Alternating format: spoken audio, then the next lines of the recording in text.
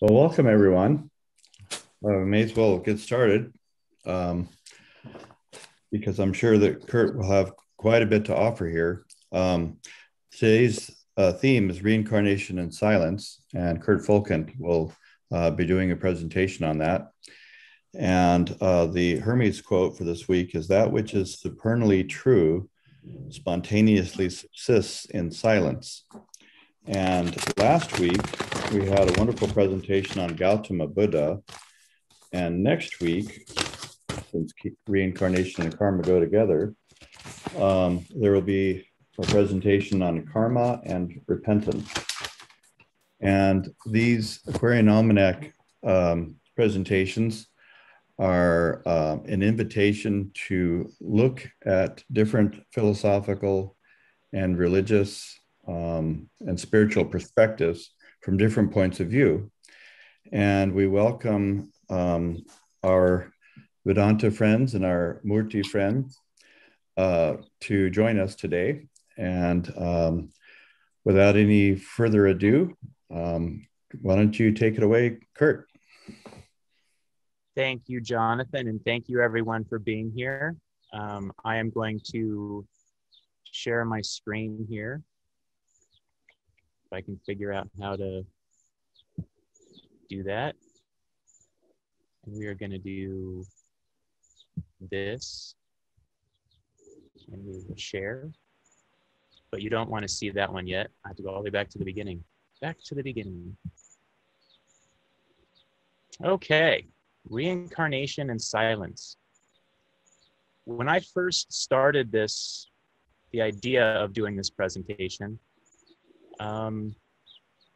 I think I created 3 stacks of books. I went through all of Blavatsky's collected writings. I looked up everybody that I admire. I went through my inside altar and started going through all the people's whose images I have on the altar in there, and really wanting to understand how they would have described reincarnation and silence.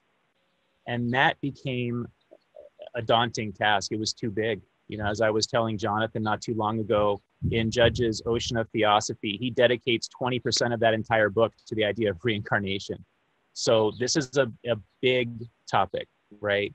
The thing with reincarnation is that it's a very, very simple idea in that you can negate everything as nothing reincarnates but one thing, right? Which is the soul. The body doesn't reincarnate. And I saw Susan smile on the image right there when I simplified it. The body doesn't reincarnate. The mind doesn't reincarnate, right? The thoughts don't reincarnate. In the email that I sent, Judge talks about the fact that desires will incarnate because desires are attached to the soul. The soul has desires. There's really one desire that the soul has, which is to realize the self. But in the meantime, all of the confusion and all of the ignorance and everything that happens to us in life, the soul gets confused and it forgets about what it is, right? It's clouded. And so realistically, I could say, okay, there you go. Reincarnation is just about the soul's journey, and that's all there is to it. And now we can be quiet for another 45, 50 minutes, and then we'll have questions and talk, and then we'll be done, right? And that wasn't my plan, right? But my thing was, how can I explain this in a different way? And as I was kind of meditating, it hit me that one of the ways in which we can do this is through my other life. And my other life is, as Jonathan said, I'm a student of Vedanta. And as I was thinking about how to present this stuff, I thought, well, we've had a talk on Islam, and and surrender, and we've had a talk on Pista Sophia and kind of a Christianity perspective, and we had a talk on Buddhism, and we had a talk on Judaism. And so why not incorporate more of a Vedantic perspective in this idea? And so that's the direction that I'm going to approach this from, is what I have been studying for the past several years. And before I actually get started, I do want to say that I am going to be quoting from people. I don't have all of the references in this because, like I said, as I was trying to get that together today, I kind of ran out of time for that aspect of all my quotes that I typically put in there. I don't want to give credit to anybody because I'm going to make a lot of mistakes. And so I can just tell you that for instance, Manoj and Jyoti have been my inspiration and my teachers in many ways, and you're going to see a lot of them through this presentation. And I would just hope that you recognize that they didn't say these things, that it's my interpretation and my impression of what they said. And so I could very well be wrong. And that's the great part about questions and answers and comments at the end, is because we get an opportunity to call me out on the stuff that I mess up on. So with that being said, the first thing that Manoj and I always like to do is invoke the God of wisdom, Lord Ganesha. And so what I'm going to start off with here is just a short little intro of a kirtan clip that'll help to bring us into the space. Because again, what this is about is the soul's journey. And this is about a way in which to get to the ultimate destination. And I think that's what Reincarnation in Silence is all about. So let's begin with a short little intro song to Lord Ganesha.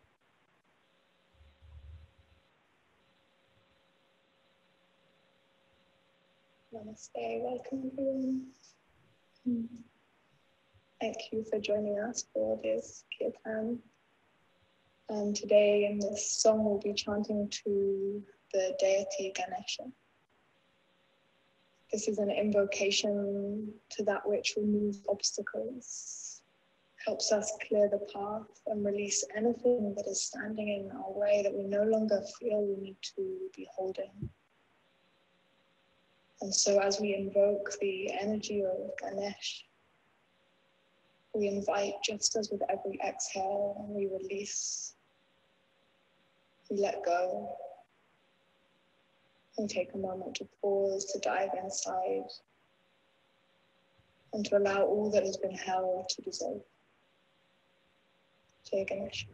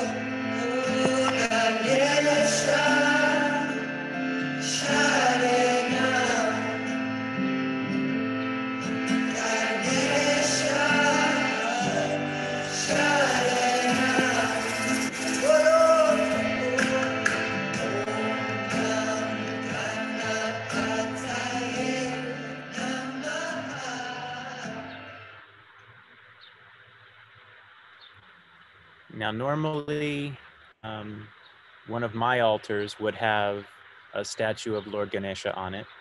But as you can see on the image of, instead of my face, you're looking at my outside altar.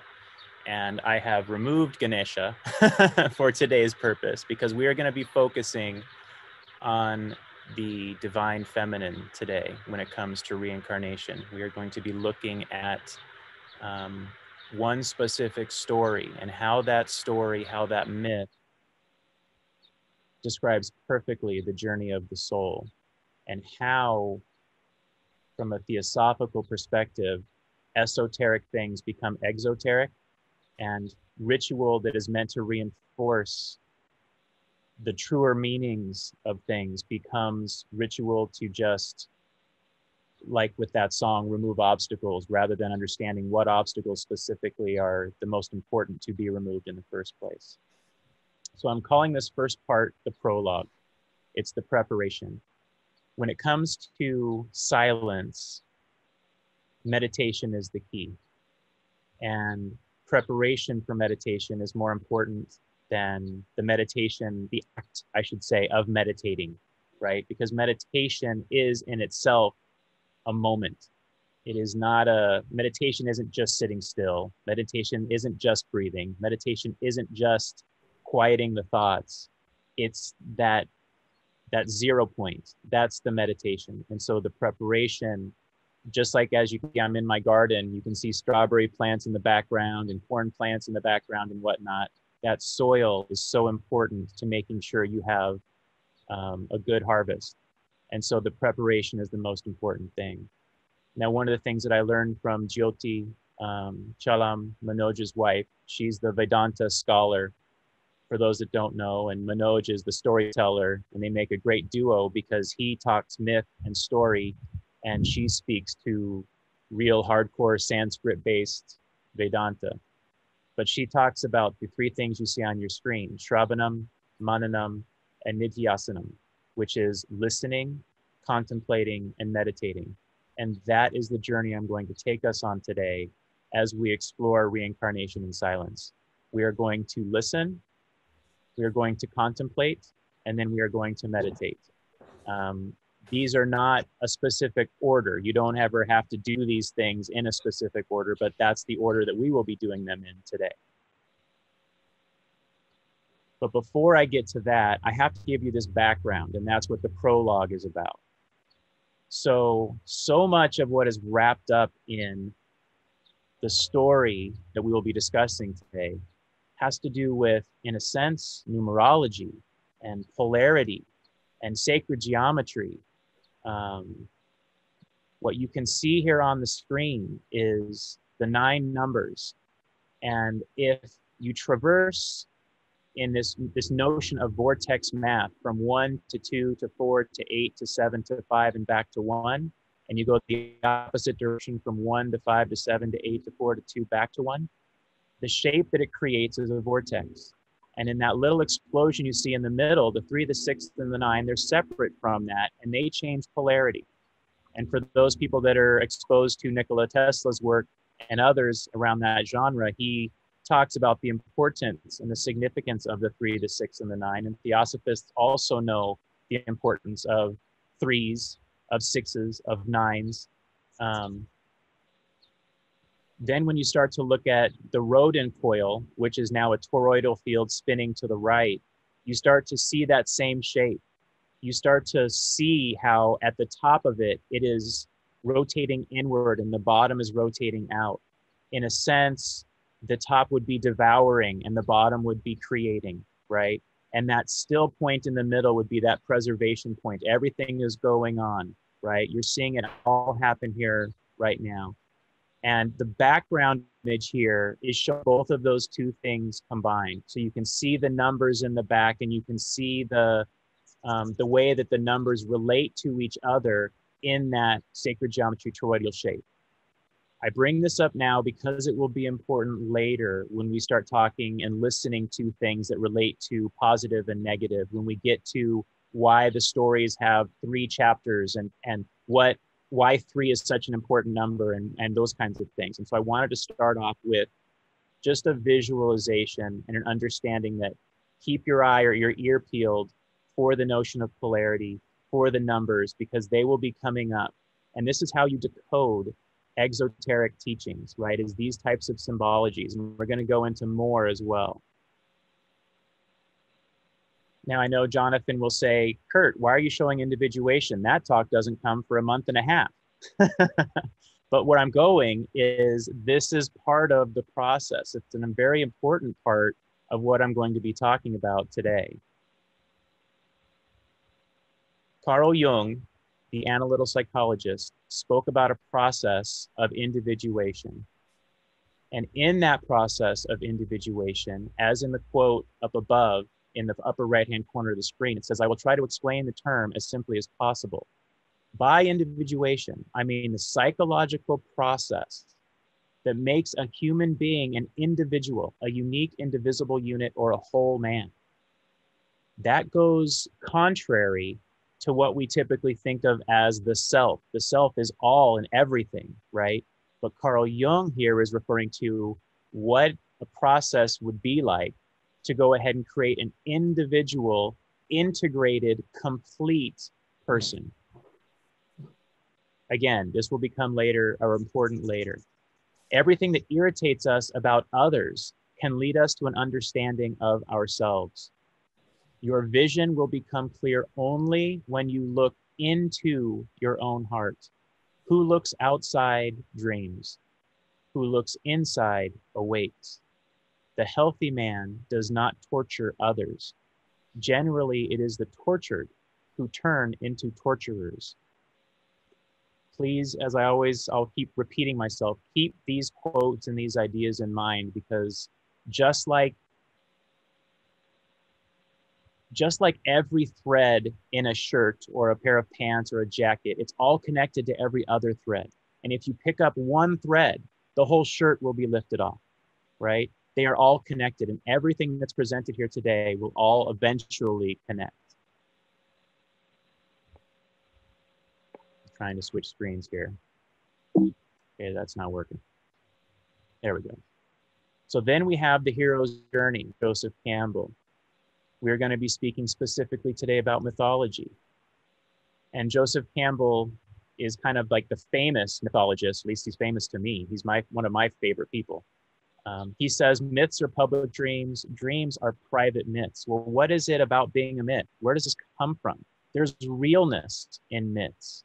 These aren't just stories. There's something there, and we're going to get into that. At the bottom here, he says, well, one of the problems about being psychoanalyzed is, as Nietzsche said, be careful lest in casting out your devils that you cast out the best thing that's in you. So many people who are really in deep analysis look as though and act as though they have been filleted. There's no bone there. There's no stuff. How to get rid of ego as dictator and turn it into messenger and servant and scout to be in your service. That is the trick. We're going to talk about that. So here's the two diagrams of individuation, which I kind of label as archetypal psychology, and the hero's journey, which is archetypal mythology.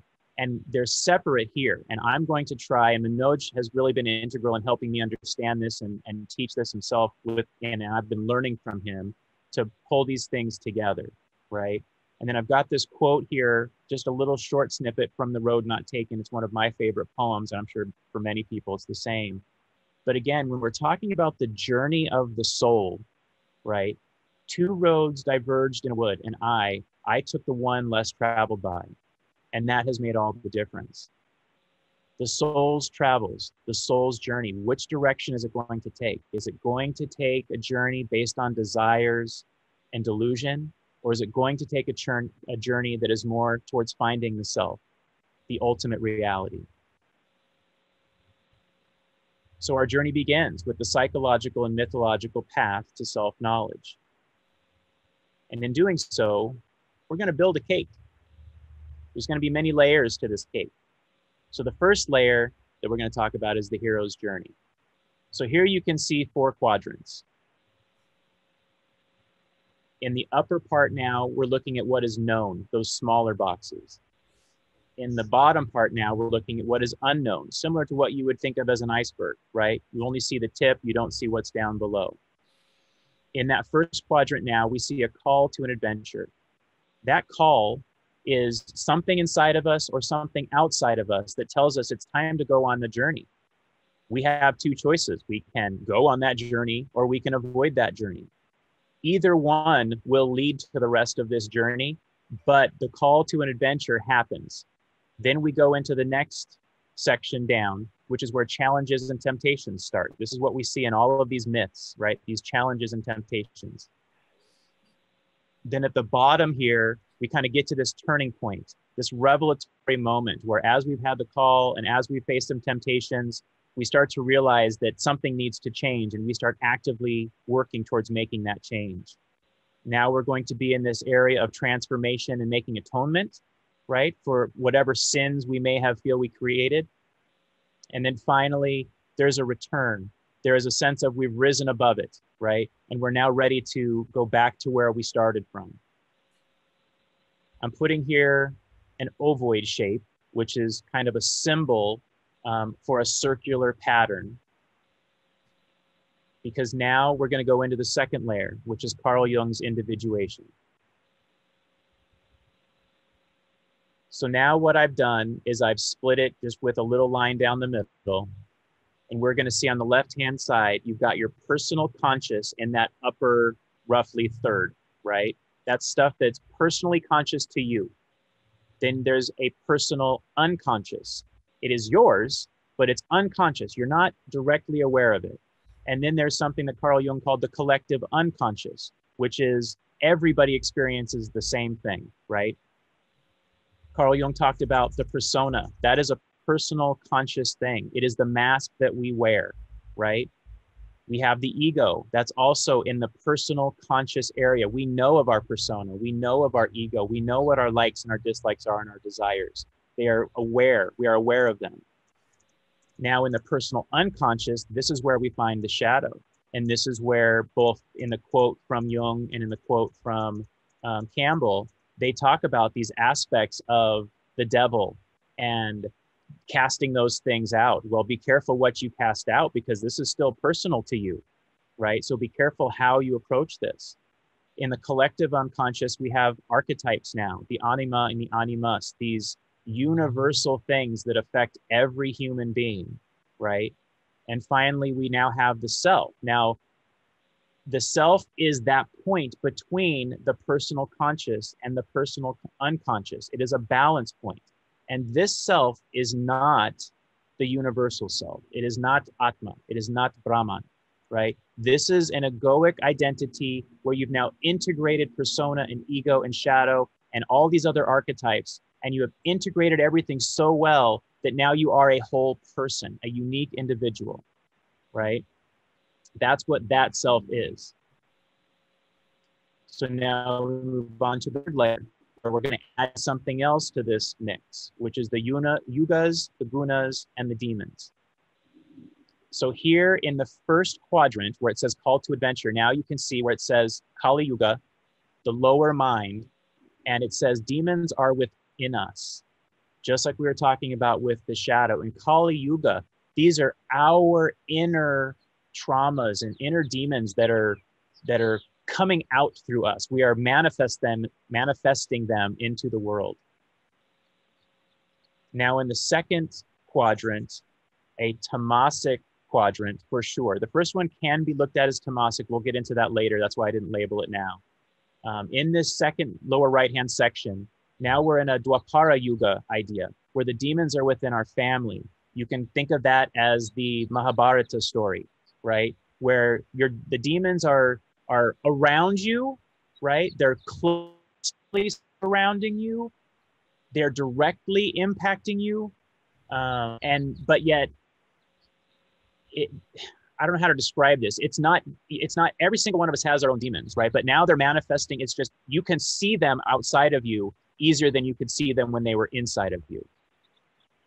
Now, when we go to this third quadrant, we have Treta Yuga, right? The demons are within society. We can think of that as a story of the Ramayana, right? Where now there's fewer demons, right? When everybody has a demon in them, everybody you see is a demon. When the demons are in your family, it's scattered around, right? When the demons are in society, it's even more scattered around. So you're kind of purifying as you go, right? And then lastly, in the fourth quadrant, we have Satya Yuga. The demons are now vanquished. Sure, there's always going to be one or two here or there, right? Because we're all on our own journey. But the idea is this is now a Sattvic Yuga, a Sattvic quality.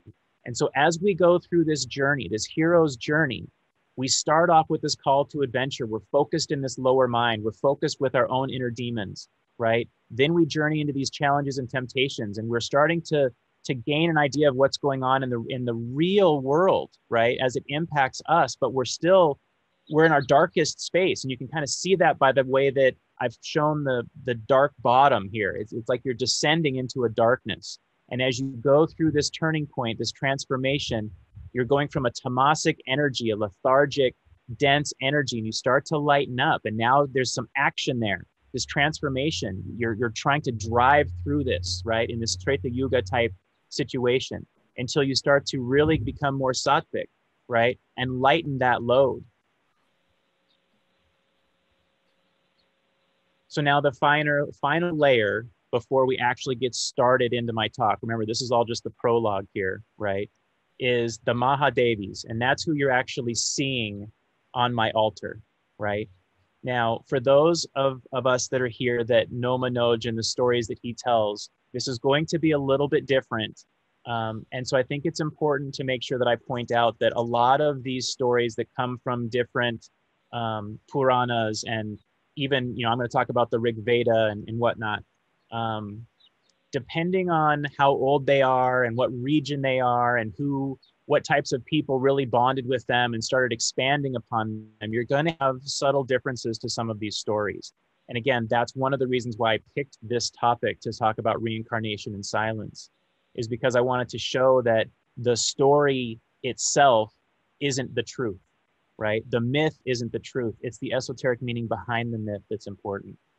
So what we're going to be talking about today is, if you want to look at Durga in the upper right-hand corner as the first quadrant, if you want to look at Kali down in the lower right-hand quarter as the second, where it's more tamasic, if you want to look at Lakshmi in the third, where it's more rajasic, and if you want to consider Saraswati in the fourth, a lot of this flows with what Manoj would have taught, but like I said, I changed up a little bit for the sake of this presentation. And to be honest with you, I think it's going to work pretty well. At least I hope it does. So one last thing before we go on to the next part of the presentation, and that is incorporating the idea of Vedanta and the knowledge of the self. So when it comes to studying Vedanta, there is this idea of these fourfold qualifications, right? One of the qualifications, the first one listed here, is Viveka. It's discrimination of the real versus the unreal. Then we have Vairagya, this dispassion towards worldly objects. Next, we have Shakta Sampati, and it's these 6 virtues like of self-control, right? You have Shama, control of the mind; Dhamma, control of the senses; Uparati, a balanced mind; Titiksha, a forbearance; Samadhana, concentrating the mind on truth; and Shraddha, faith in teacher and scriptures. And the last one on there is Mumukshutvam, which is a longing for liberation. Again, these will become important as we go through the story that we'll be talking later. And lastly here, when it comes to sadhana chaturthya, there's certain developments that are required. Now, development required means it's going to happen whether you like it or not. When you start to study Vedanta, if you're starting to really work on having discrimination and dispassion and a longing for self and concentration of mind and those things, as those things start to happen, development will occur naturally. But you can't get to self-realization, you can't get to the end of the story without going through the story. And so what happens, what develops, is a purity of mind. And what develops is a one-pointedness in concentration. A non-dual idea starts to really take hold, right? Now, we've all heard, I think, that there are many paths, right? And from a Vedantic perspective, you have 4 paths. Krishna talks about it in the Bhagavad Gita. You have Karma Yoga, which is a action, like right action.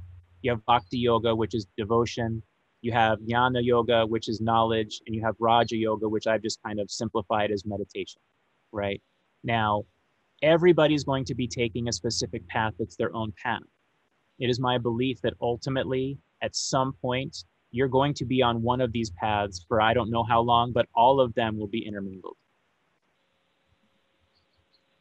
So now we're going to slip into part 1, Shravanam, and we're going to listen to some stories. Before Durga, there was Aditi. Aditi is a strong, independent, meaning she wasn't married. Many of the female goddesses in Hindu culture and in ancient Vedic cultures, they were the consorts, right? But Aditi was not that. She was an independent, unmarried goddess. She was formless, nounless. She was transcendent, meaning she was non-material, right? She was a female deity of the early Vedic age from the time of the Rig Veda, right? The oldest of the Vedas. Her Sanskrit name means boundlessness, right? And it speaks of a unity and it speaks of inconceivable vastness. Aditi was considered the great mother, the first great mother. Aditi appears in scriptures as fully formed, meaning she is without beginning and without end. And again, many of the theosophists out there can understand now why these stories hold meaning to unlocking deeper truths, right? Especially from the theosophical teachings that we're so used to reading. She surpasses any natural phenomena which she might have arisen from, which someone might have arisen from. She didn't arise, right? She's just always been there. I have several translations of the Upanishads from Max Mueller. There's been contradictory ideas about whether or not they're of any value, you know, but Max Mueller did describe Aditi as one of the oldest Aryan deities, right? Going back a long, long time. And there is research that suggests that she could go back even before the Aryan culture. Aditi is praised as a universal abstract goddess who represents the boundless expanse of physical creation and everything inside that boundless expanse. That is Aditi. And so quoting from the Rig Veda here, Aditi is the heaven. Aditi is the atmosphere. Aditi is the mother, the father, the son. All the gods are Aditi and the 5 Aryan clans. Aditi is that which is born. Aditi is that which will be born.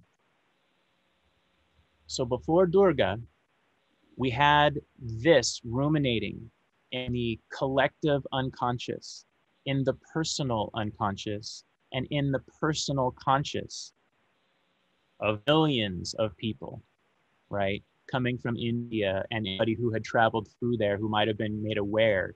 This was something that, from a mythological perspective, was real, made real, and was there before we'll get into the story that we're going to be getting into soon. So the next thing is an homage to my son, who really, really enjoyed this next story of Durga, who, like I just said, is kind of a newer, more modern, if you will, version of Aditi.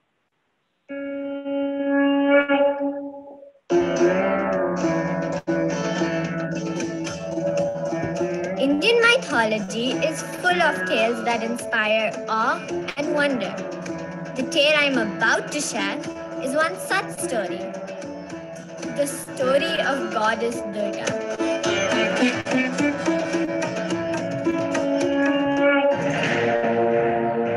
Once upon a time, there was a tyrant called Mahishasura. He was part demon and part buffalo.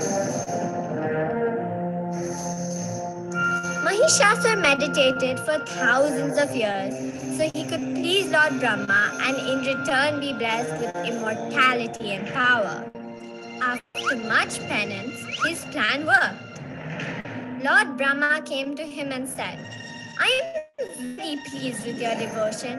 Ask me any boon that you desire. Without batting an eyelid, the arrogant Mahishasur said, Lord, I don't want any man or god to be able to kill me.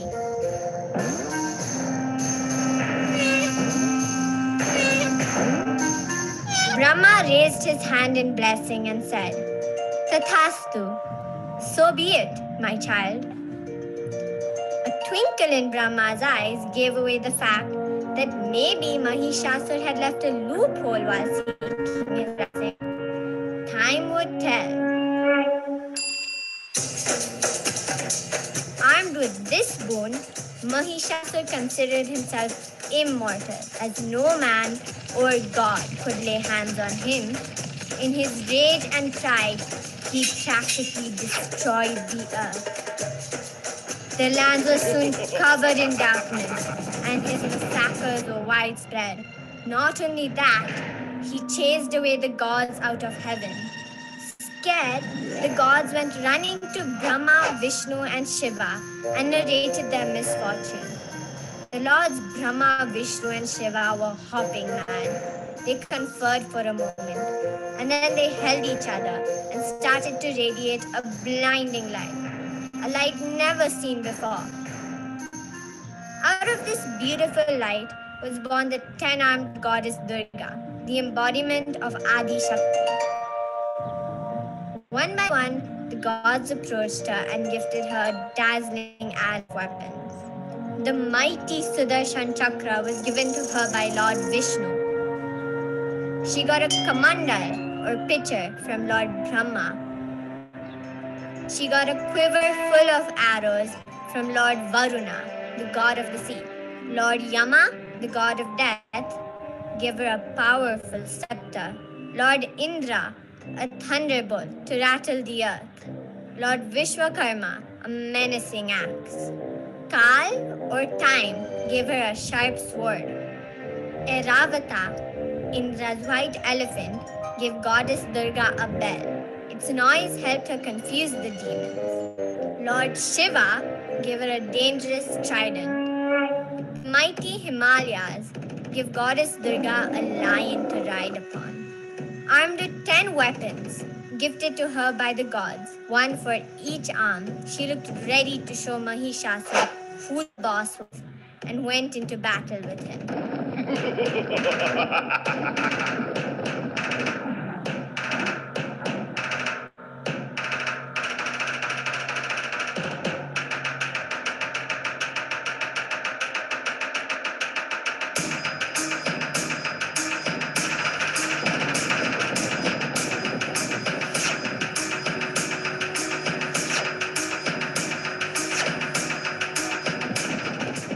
Durga battled Mahishasur for 10 whole days.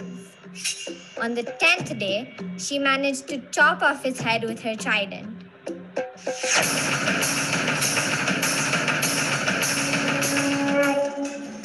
At last, the balance of life was restored. To celebrate this victory, we perform Durga Puja every year. Durga Puja is a 10-day carnival in Bengal. This day is also called Dashera, and we celebrate Lord Ram killing Ravan too.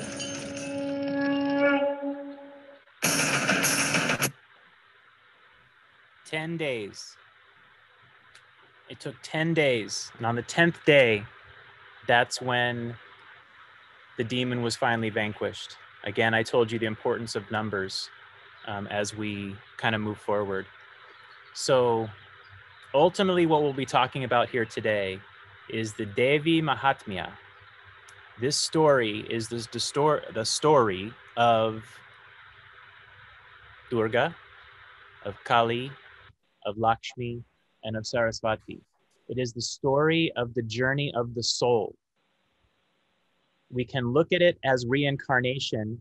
When we typically think about the journey of the soul, we think a body is born, a body grows old, a body dies, and then the soul comes back and starts the process all over again.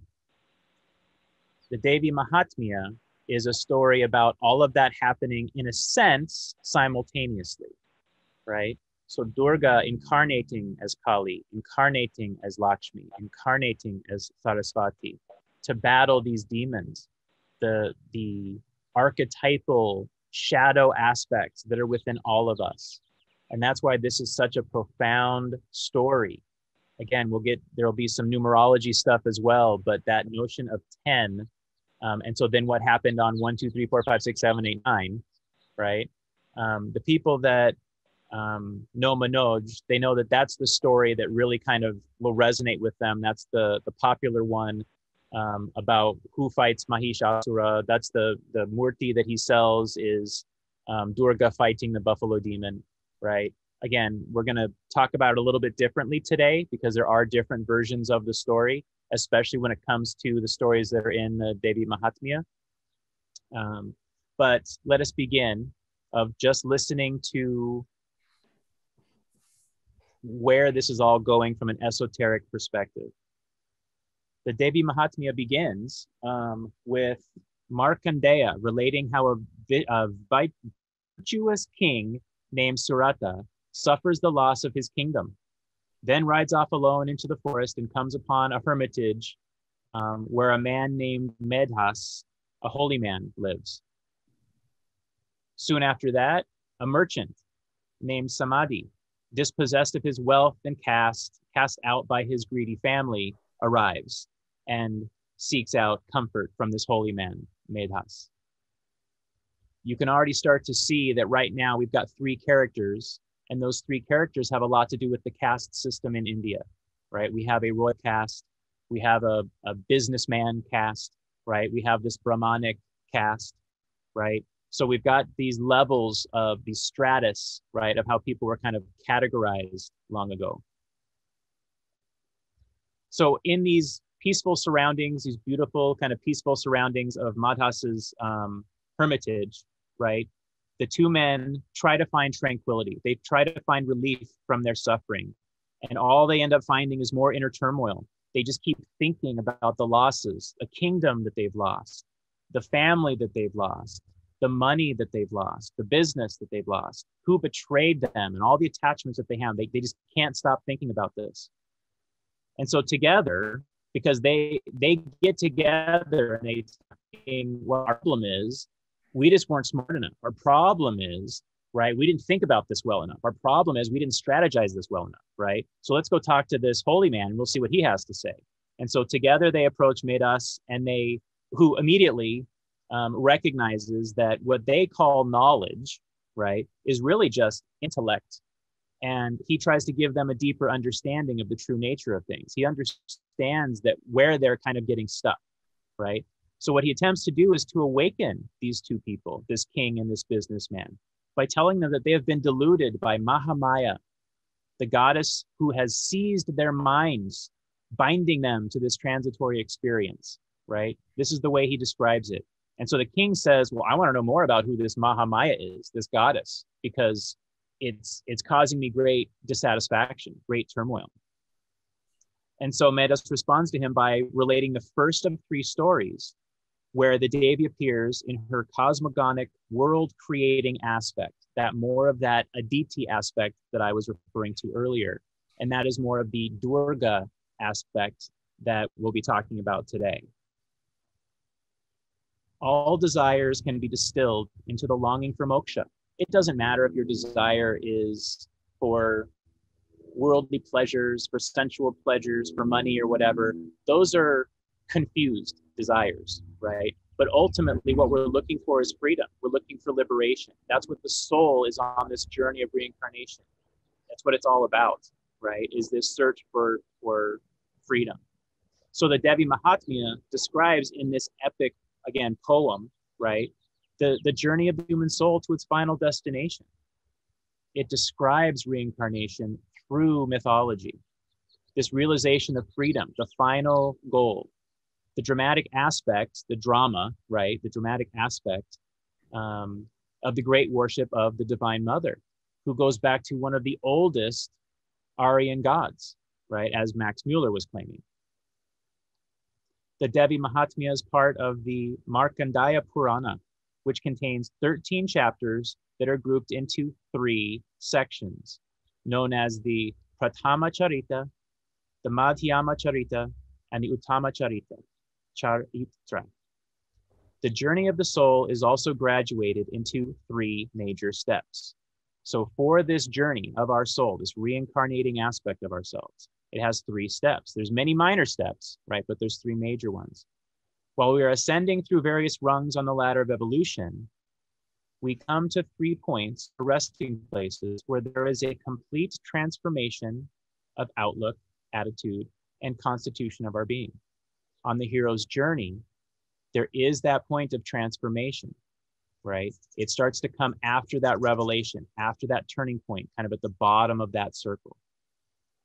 In the Devi Mahatmya, these 3 transformations of the spiritual being, that is the aspiring soul, are presided over by 3 deities, the ones we've spoken of, Kali, Lakshmi, and Saraswati. These 3 presiding forces, right? And again, this is where we kind of have to look at it as both real and unreal, esoteric and exoteric. These forces are representatives of the power of the spirit within, manifesting themselves in an upward ascent towards freedom, so that in this journey of the soul to its freedom, it carries with it everything that is connected with it. Just like that thread I was telling you, every thread in a shirt is connected to every other thread. And when you pick one, you pick them all. Consciously, people have a particular sort of relationship among themselves, right? We all think of ourselves a certain way, but subconsciously, our relationships are of a different kind. And those 2 relationships don't always intermingle because one is known and one is unknown for the most part, right? Deeper still, we have a layer where our relationship is more akin to a unity of life than to a diversity of personality. Going back to that individuation process that I was talking about before, right? You've got your persona and your ego. You've got another layer down then of your shadow, and you've got another layer down then of this anima, animus. There are other things that Carl Jung put in there, and I think my slides might show, you know, the trickster, wise elder, and whatnot. But these are deeper aspects of who we are.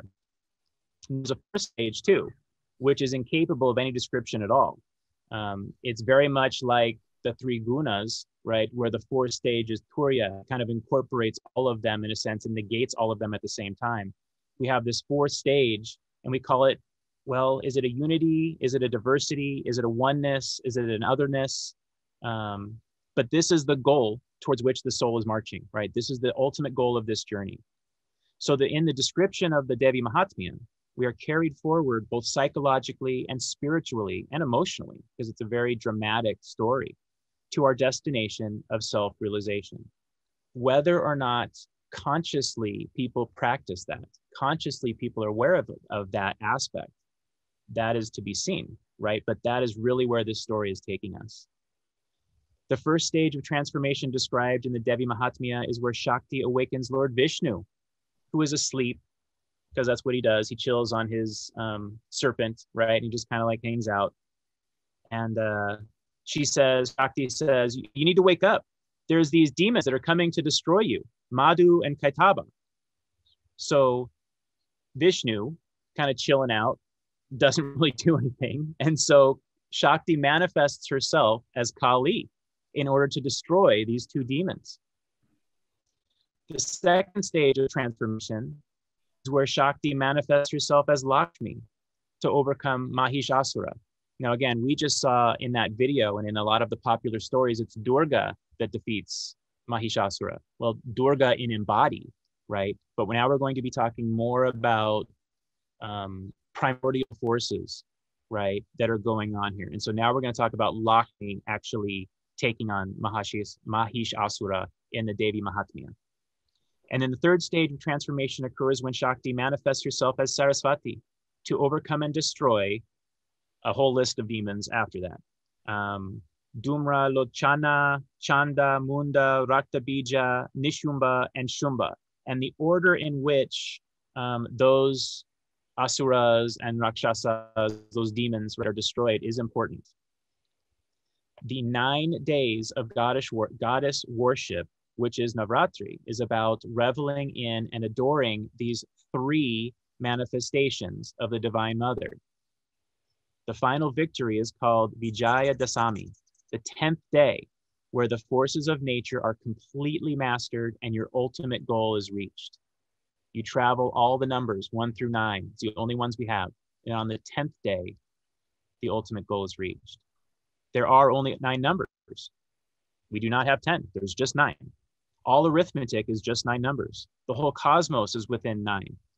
Think back to that first slide showing the interplay between the 9 numbers, the vortex math, the rodent coil, the polarity, right? This notion of creation and destruction. When you transcend the 9, you have gone to infinity, which is beyond the cosmic relationship. It's now immortal. The lower powers of nature now are like dirt. Madhu and Kaitaba, the 2 Rakshasas, the 2 demons, right, are supposed to have come out of the dirt of the ear of Vishnu. That's in the story, right? Psychologically, from the point of view of the journeying soul, this dirt is the form of kama, pleasure and desire. Desire and anger and greed, they're born of rajas and tamas, but they're born of rajas. These are energetic things. These qualities are regarded as dirt because they cover the consciousness. They hide it in such a way that it is impossible to find. When we somehow manage to overcome our inner Madhu and Kaitaba, our inner demons, our inner shadows, we get into the clutches of Mahishasura. So once those first 2 demons are destroyed by Kali, right, this aspect of the Great Mother, now we have another demon. Mahishasura, as you just saw, represents the tossing of the mind. Every minute the mind changes. It can't be controlled. We read in the Devi Mahatmya how Mahishasura changes his form. At first he's an elephant, then he's a buffalo, later he's something else, right? He changes constantly. If you attack him in one form, he returns again in another form, because again, the boon he got was to be killed by no man or God. So no matter who attacked him, he just kept coming back. And this is an inexhaustible opponent. Our mind, our thoughts are an inexhaustible opponent. So the only way to get rid of that opponent is to silence that opponent. However much you may try to oppose the ever-changing mind and its desires, it will always manifest in some other form. This is also described in the form of the demon Raktabija, whose drops of blood were seeds of hundreds and thousands of demons like himself, always arising. In the traditional, and I think you can see on the screen on the right-hand side, there's Kali. She's holding a head in one of her arms, and she's got, on this Murti, she's got the flame, I think she's got a flame underneath. It's supposed to be a bowl typically, but she's got a garland of skulls, right? And so as she would chop the heads off of all these demons, all the bloods would spill on the ground and would keep coming back as a new demon, Every severed head would come back, and eventually there were millions of demons because Kali in her rage just kept killing, and every drop of blood was a new seed. This symbolizes the inexhaustible desires that we have. There is no root in something like this. We have to be careful that, unfortunately, we have to get to the root of everything. And again, as you're sitting here potentially seeing my garden in the small picture, you know, I can tell you from experience, weeding, if you just weed whack, right, those weeds will come back because the root is still there. You haven't gone to the depths necessary to really take care of that weed. So what did the Devi do? Durga, right? She asked Kali to spread her tongue throughout the earth so that there is no ground for the blood to drip on. There's no ground actually for those demons to walk on. So that with every chop, the blood was just sucked up by Kali. There's no way of overcoming desires by merely dealing with them from the outside. At some point, we have to go within. We have to go on this hero's journey. We have to individuate. We have to explore the idea that the only real desire is the knowledge for self. There is no way of overcoming desires by merely dealing with them from the outside. Like I said, their very essence has to be sucked because a desire is not an outward form or an action, it is a tendency within. We have been told that dirt or mala of the psychological nature can be removed by karma yoga, by unselfish and dedicated service. Or vikshepa, distraction of the mind, can be removed by the worship of God, by upasana. So karma removes mala, dirt, a dirty mirror, right? Upasana removes vikshepa, which is this distraction of the mind. So here's two things that help to rid us of our inner demons. Adhyana, Ajnana, or ignorance, is a subtler opposing power than its effects in the form of mala and vikshepa. Distraction and direct sensual desires are the outer expressions of the ignorance of truth.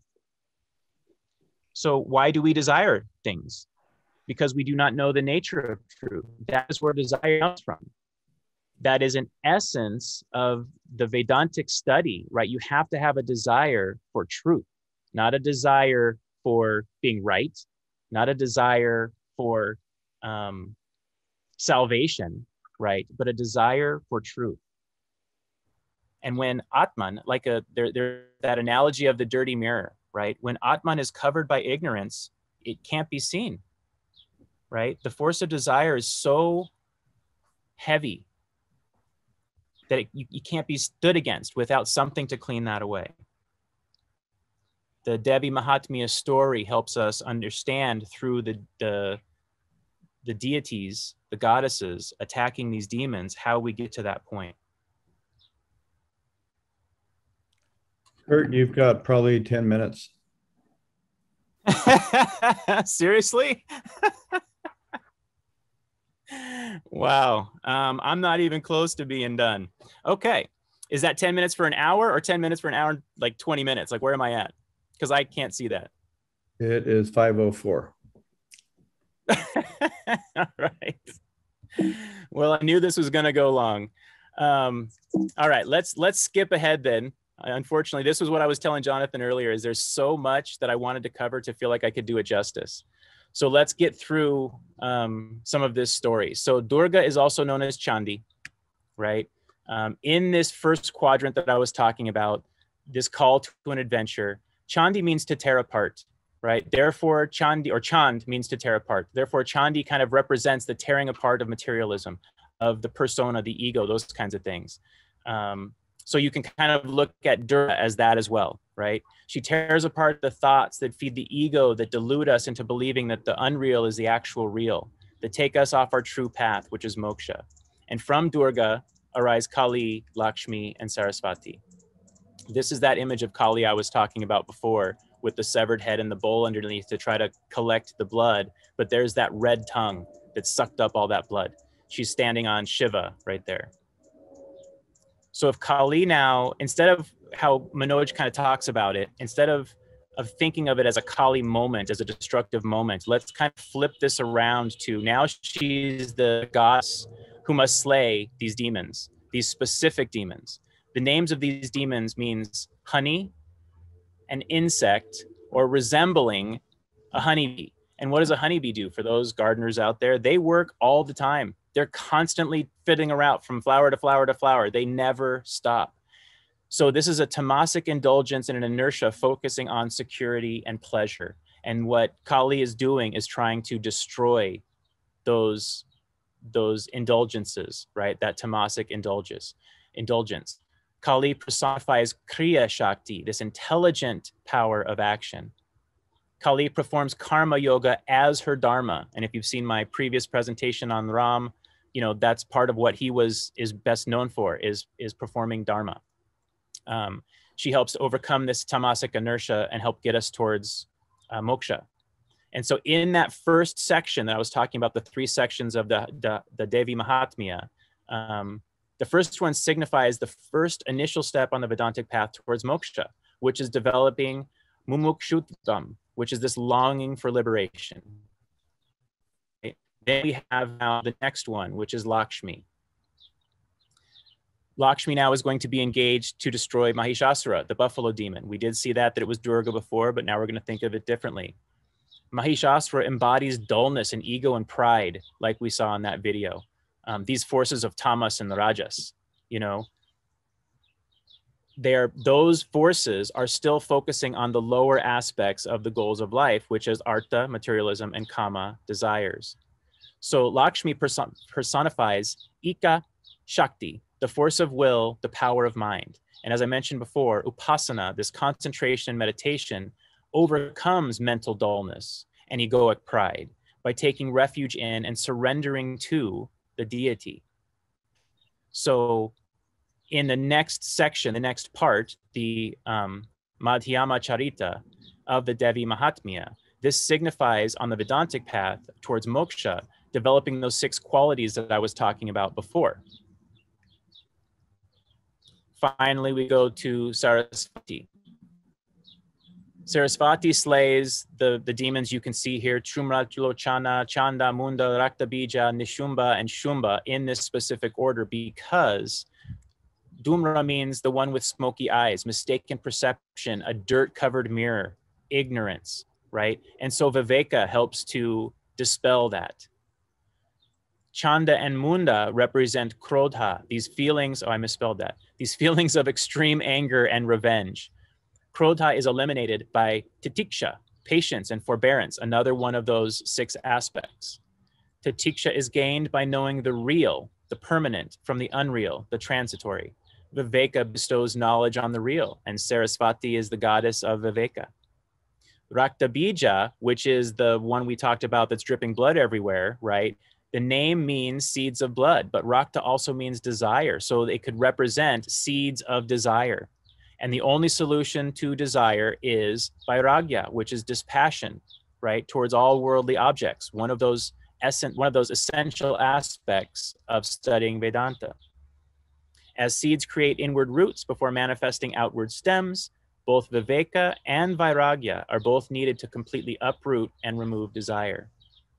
Next, we have the demons Nishumba and Shumba, which kind of together mean killing, right? So Nishumba represents mineness, I own this, right? And Shumba represents I-ness. These asuras kill Atman. They kill the knowing of Atman, understanding the realization of Atman through ignorance and through rejection of truth, based on egoic attachments to me and mine, this I-ness, this egoic sense of self. So the only way to get rid of that egoic sense of self, of mineness and I-ness, is through vichara, this self-inquiry, right? And that's part of the hero's journey. That's part of the individuation process. Vichara first separates self from non-self, and then after you recognize the difference, right, then it subsumes it back into self, because everything is self, right? But vichara helps to, a fish in water doesn't know it's in water. It just knows it's a fish, right? It's only when it jumps out of the water and feels the air that it recognizes, oh, I'm a fish in water, right? So we have to go through that, and vichara helps to get us to that point. And that helps to create atma jnana, knowledge of the self, or moksha. So since we're running low on time, I apologize for all of this. I kind of knew I should have said it was going to run long when we started. This is something that we can say about Durga. So you can see her in the background. This is the one that's on the altar. She would say, I am the very essence, form of Brahman. From me, this universe in form of Prakriti and Purusha is generated, which is both void and non-void. I am both bliss and non-bliss. I'm knowledge and non-knowledge. I am existence and non-existence. I am Panchabhuta, the 5 elements. And what is other than Panchabhuta? In other words, I'm the 5 elements and I'm everything that's not part of that. I am the whole perceived universe. I am Veda and Aveda. I am learning and ignorance. I am unborn and also born. I am up, down, and in the middle. 3. I am the essence and substratum of all deities, and I sustain and cherish all of them. I am first among those worthy of worship. I am the primordial Shakti, the Upanishadic Brahman. That is this essence of Durga. That is this essence of Devi Mahatmya.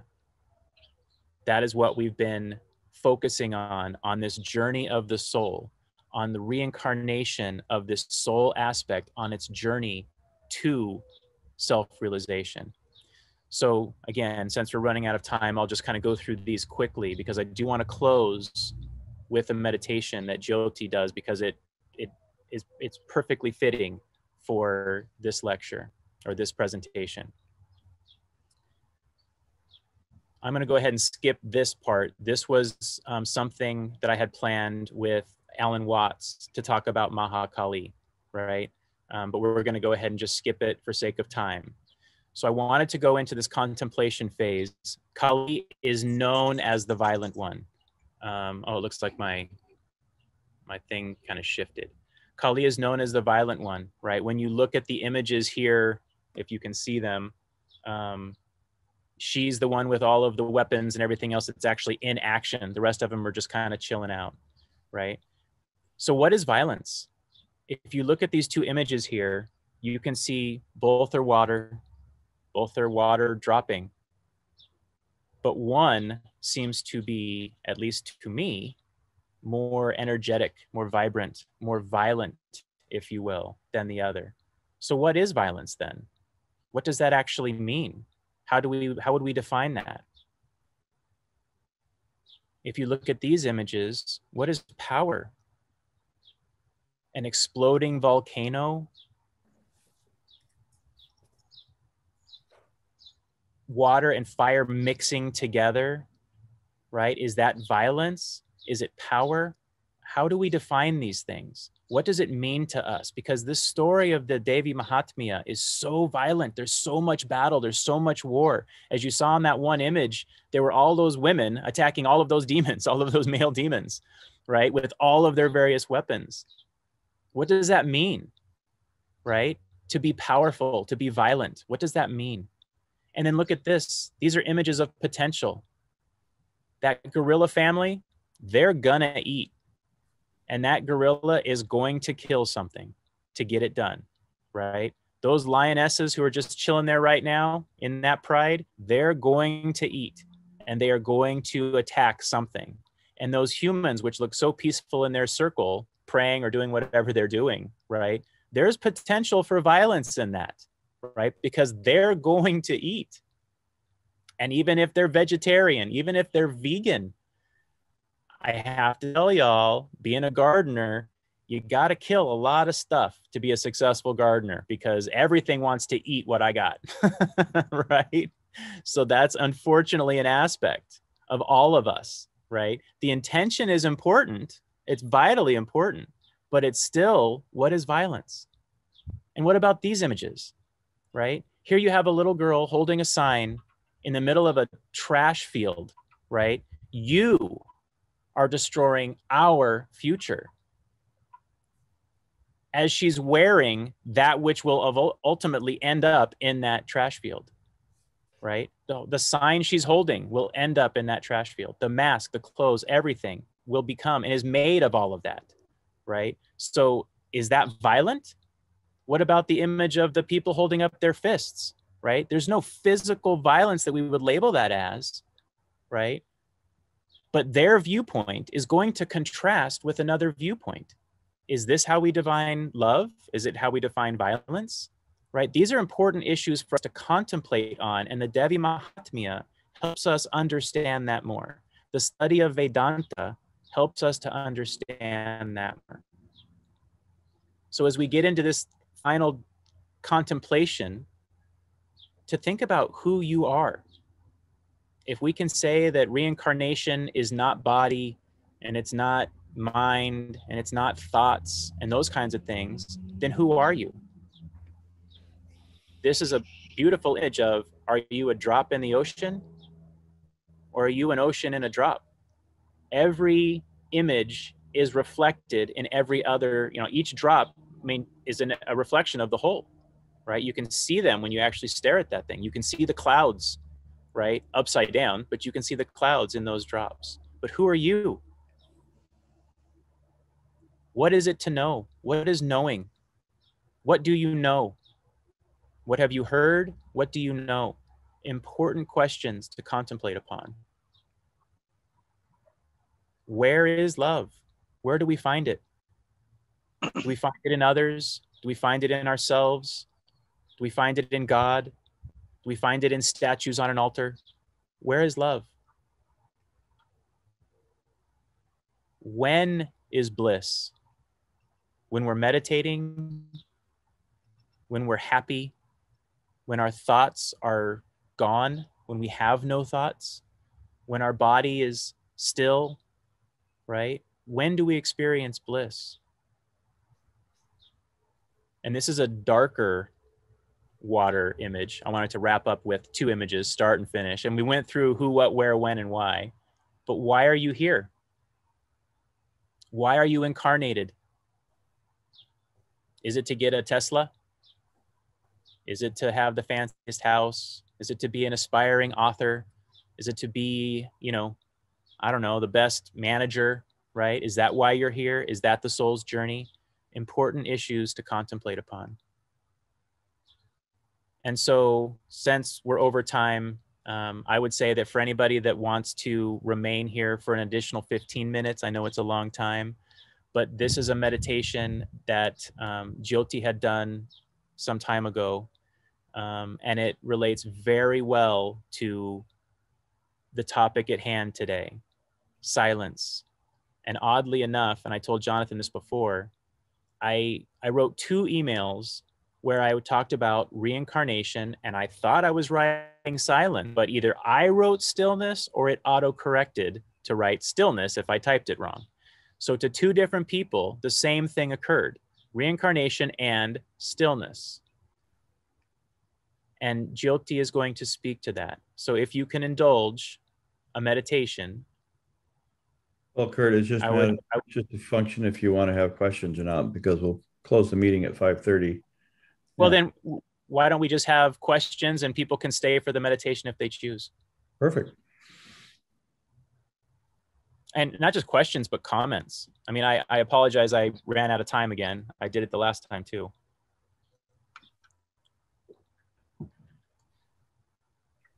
Well, I loved it. Thank you so much for this. And I really appreciate the reference to the numerology. It's helpful.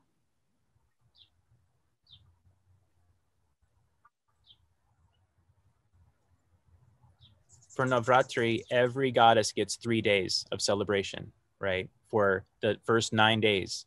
And it is that 10th day that they culminate that celebration. Why do you think the soul has a necessity to reincarnate? Because it hasn't achieved self-realization. It hasn't, in a sense, it is a drop floating that hasn't reconnected, metaphorically speaking, with the ocean. It doesn't recognize that it is the ocean itself. And so until the soul recognizes that even in that drop, it is still the ocean, it's going to keep coming back, trying to understand that. And there is so much that shrouds that and clouds that and deludes that, right? That it holds on to these things. In that, the quote that I put in the email from Judge, again, he talks about that our desires reincarnate with us. So if you have desires in a past life of, I want to be rich, right?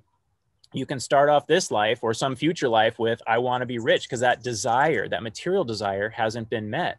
But that material desire is not the ultimate soul desire. And the soul would know that if it wasn't so clouded and shrouded by all of the Maya, all of the delusion and illusion that's out there.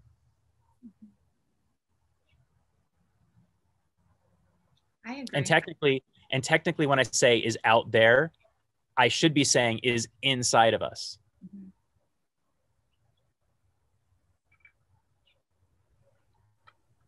So it's about deconditioning to arrive at the self. I think for the majority of us, the largest portion of us, it's about deconditioning. I do think that there are individuals that, when we talk about Shankaracharya, right? He's basically born with that knowing, right? When we think of the stories of Krishna, right? In all of the stories of Krishna, no matter which kind of lineage, he's born with that knowing, right? And so there are souls that finally come and they've traveled enough and they've seen enough and they've eaten enough and all the sensual pleasures and everything else have happened enough that they've realized, that soul has realized, I don't need to do this anymore. And I'm only doing it, again, maybe from a bodhisattvic ideal, which is I'm doing it for the betterment, right? One of the things that I didn't get into because I was rushing through things was this notion that there is no individualism, right? Individuation is a thing from a psychological perspective, right? And it's an important thing from a psychological perspective. But when we start on this path to self-realization, part of what naturally happens is realizing that I'm not doing this for me, because the me, right, is not the persona, and the me is not the ego, and the me is not any of those other things, the shadow or the anima and the animus. None of those are me's, right? You expand that, and ultimately the soul, I should say, recognizes that and kind of stops looking around for more.